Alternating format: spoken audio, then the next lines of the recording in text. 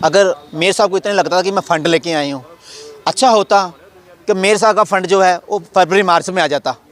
जब मेयर साहब का कार्यकाल जाने में आ गया, जब जाके फ़ंड आया, फ़ंड भी आया, उसमें 125 करोड़ आया, उसमें 60-70 करोड़ पर तो जो मुलाजिमों की जो पेंशन फ़ंड से पैसे रुके हुए थे मुलाजिमों के फ़ंड से, उसमें उनकी सैलरी में चले गए।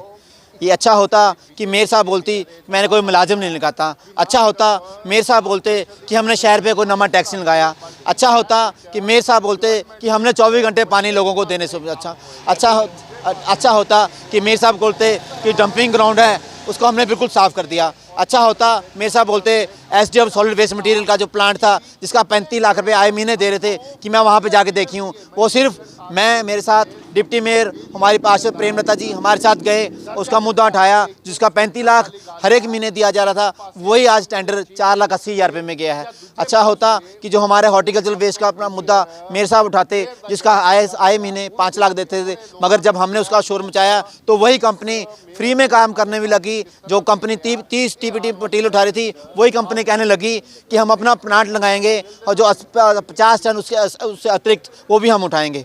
आप देखिए इतने कार्यकाल हैं। आज जो मनी माजरे में डंपिंग अपना डड्डू माजरे डंपिंग ग्राउंड वेस्ट है, मेयर साहब कितनी बार गए मगर वहाँ पे अभी भी लीचड़ उतना ही है। आज वहाँ के लोगों का हाल जाके देखिए डड्डू माजरे का, वहाँ पे किसी को दमे की बीमारी हो रखी है, आज किसी को वहाँ पे कैंसर की बीमारी हो रखी है, सिर्फ कहने और कतने में। इन्होंने कहा मिथिल पार्स हमें वहाँ गए कोई पौधा नहीं खा।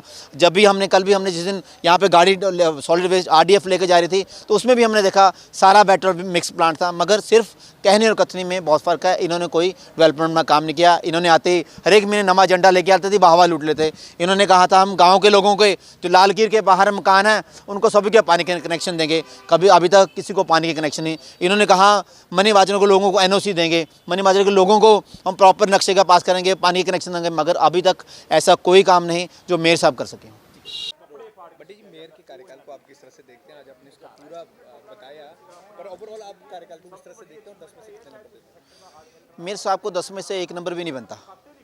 जितना भी मेयर का कार्यकाल है बिल्कुल ज़ीरो फ्लॉप रहा। मेयर साहब के चुनते ही आप देखिए आते ही अगले दिन 2 दिन बाद जो हमारे मलोब में गौशाला थी वहाँ पे नंदी जी और हमारे गौ माता थी, उनको आते ही करंट लग गया। आते हुए मेयर साहब से पहले हम वहाँ पहुँच गए थे तो वहाँ पे बड़ा दुख हुआ। तो मेयर साहब को मैंने बताया कि ऐसे करके शॉर्ट सर्किट हो गया, करंट लग गया। तो मेयर साहब ने कहा हम ऐसे करेंगे, मगर आप देखिए आज तक उसकी कोई भरपाई नहीं हुई, आज तक उसकी कोई इन्वेस्टिगेशन नहीं हुई। अगर मेयर साहब उसके बाद एक या 2 बार भी कहीं किसी गौशाला में चली जाती तो शायद मेयर का जाते जाते समय में ये दोबारा ये मंदभागी ये घटना ये ना फैलती। हमें तो लगता है जो मेयर साहब आए तब भी ऑप्शन हो गया, जाते समय भी ऑप्शन हो गया, और शहर में सारा शहर कंट्रोवर्सी में आया।